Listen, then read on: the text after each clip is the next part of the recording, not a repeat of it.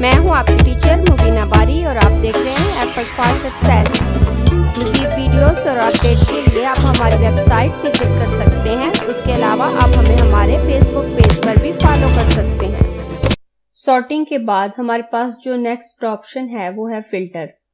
Filter से हम अपने डाटा को फिल्टर कर सकते हैं। सॉर्टिंग से हम अपने डाटा को तरतीब देते हैं, लेकिन फिल्टर से हम किसी स्पेसिफिक डाटा को सेपरेट करके देख सकते हैं। अगर हमारे पास कोई बहुत बड़ा डाटा टेबल है और हम उसमें से किसी एक फील्ड के डाटा को सेपरेट करके देखना चाहते हैं तो वो हम देख सकते हैं।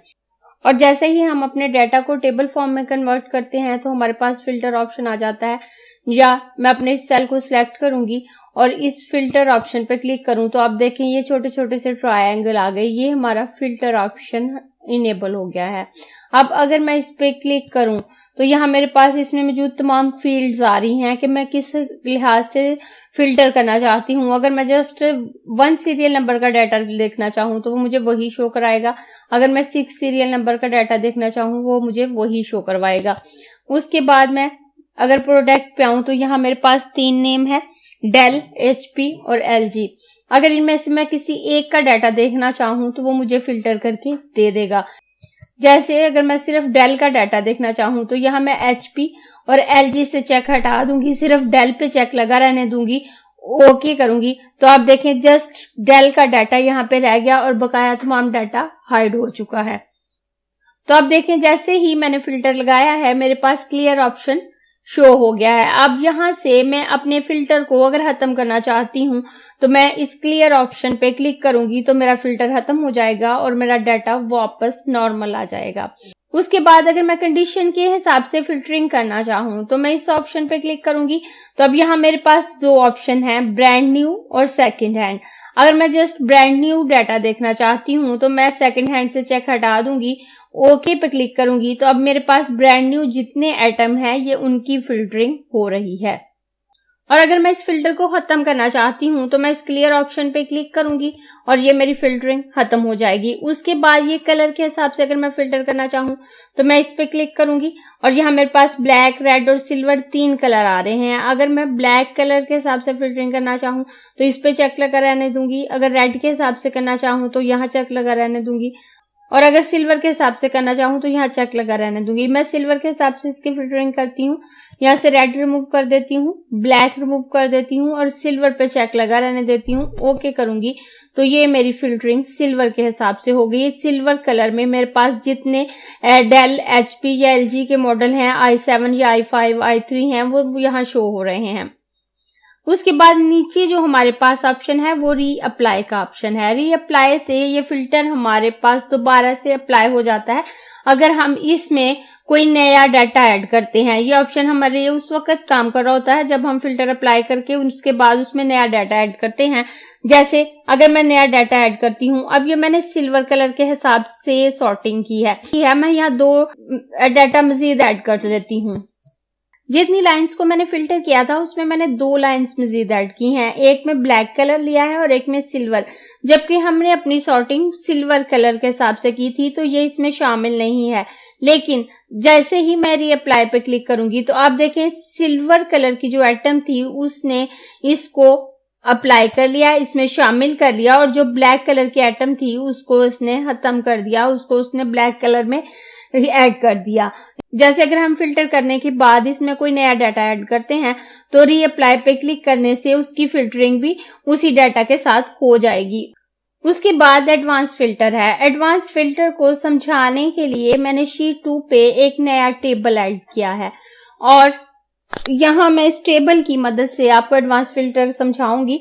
एडवांस फिल्टर में हमको क्राइटेरिया असाइन करके उस क्राइटेरिया के मुताबिक अपनी जो वैल्यूज हैं उनको फिल्टर कर सकते हैं। हम इसे बताते हैं कि हमें इस क्राइटेरिया के मुताबिक फिल्टरिंग करनी है।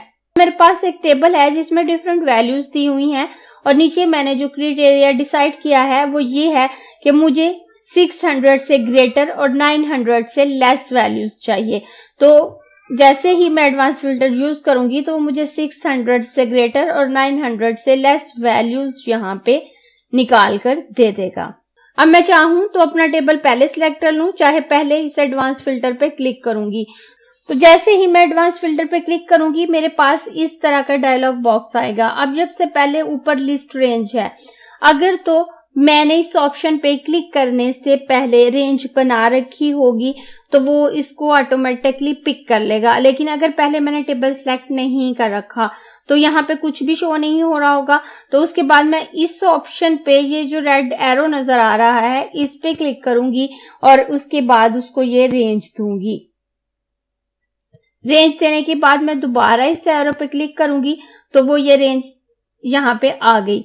उसके बाद मुझे क्राइटेरिया रेंज देनी है कि किस क्राइटेरिया के मुताबिक मुझे इसको फिल्टर करना है। तो मैं इस रेड एरो पे क्लिक करूंगी और इसे ये क्राइटेरिया रेंज दे दूंगी कि मुझे इस क्राइटेरिया के मुताबिक फिल्टर करना है, और फिर दोबारा इस रेड एरो पे क्लिक करूंगी और यहाँ मेरे पास दो ऑप्शन है, filter the list in place, कि मैं इसी जगह पे इसको फिल्टर करना चाहती हूँ, कॉपी टू अनदर लोकेशन या इसे किसी दूसरी लोकेशन पर कॉपी करना चाहती हूँ। तो मैं ये दोनों ऑप्शन करके दिखाऊंगी आपको।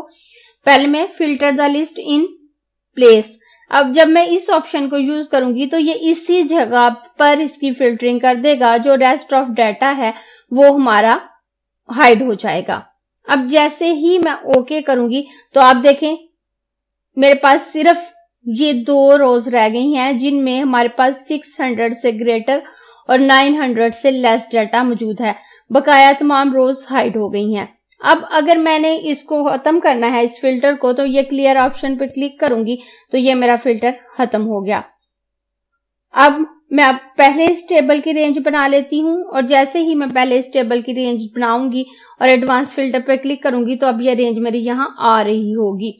उसके बाद नेक्स्ट मेरे पास क्राइटेरिया रेंज है तो मैं इस पे क्लिक करूंगी तो इससे पहले या समझाते हुए चूंकि मैंने रेंज ली थी इसलिए रेंज उसने खुद ही ले ली। अगर नहीं भी ले तो हम इस रेंज की सिलेक्शन कर सकते हैं। उसके बाद मैं इस रेड एरो पे क्लिक करूंगी और अब मैं कॉपी टू अनदर लोकेशन इस पे आऊंगी। जब मैं इस पे क्लिक करूंगी तो मेरा ये ऑप्शन शो हो जाएगा। यहाँ पे जो रेंज शो हो रही होती है वो उसी जगह की शो हो रही होती है जो क्राइटेरिया रेंज के लिए एरिया हमने असाइन किया होता है। अब हमें इसे लोकेशन देनी होती है कि इसने किस लोकेशन पर हमें फिल्टर करके देना है। अब मैं इस ऑप्शन पे क्लिक करूंगी और ये नीचे से रेंज बना लूंगी। अब ये रेंज बनाने के बाद मैं दोबारा इस ऑप्शन पे क्लिक करूंगी और क्लिक करने के बाद मैं ओके करूंगी तो आप देखें ये मेरा ओरिजिनल टेबल है। उसके बाद ये मेरी क्राइटेरिया रेंज है और क्राइटेरिया रेंज के नीचे उसने मुझे वो दो रोज निकाल के दे दी जिसमें मेरी 600 से ग्रेटर या 900 से लेस वैल्यूज हैं। इस तरह से हम एडवांस फिल्टर ऑप्शन की मदद से अपने डाटा की फिल्टरिंग उस इंस्ट्रक्शन के मुताबिक करते हैं जो इंस्ट्रक्शन हम अपने सॉफ्टवेयर को देते हैं। उसी इंस्ट्रक्शन के मुताबिक उसी क्राइटेरिया के मुताबिक ये हमारी फिल्टरिंग हमें करके दे देता है। अगर आपको ये क्लास पसंद आई है तो लाइक कीजिए, अपने दोस्तों के साथ शेयर भी कीजिए ताकि वो भी सीख सकें। आप अपने क्वेश्चंस और व्यूज नीचे कमेंट बॉक्स में लिख सकते हैं और अगर आपने चैनल सब्सक्राइब नहीं किया तो प्लीज सब्सक्राइब कीजिए ताकि आपको आने वाली वीडियोस का नोटिफिकेशन फौरन से मिल सके।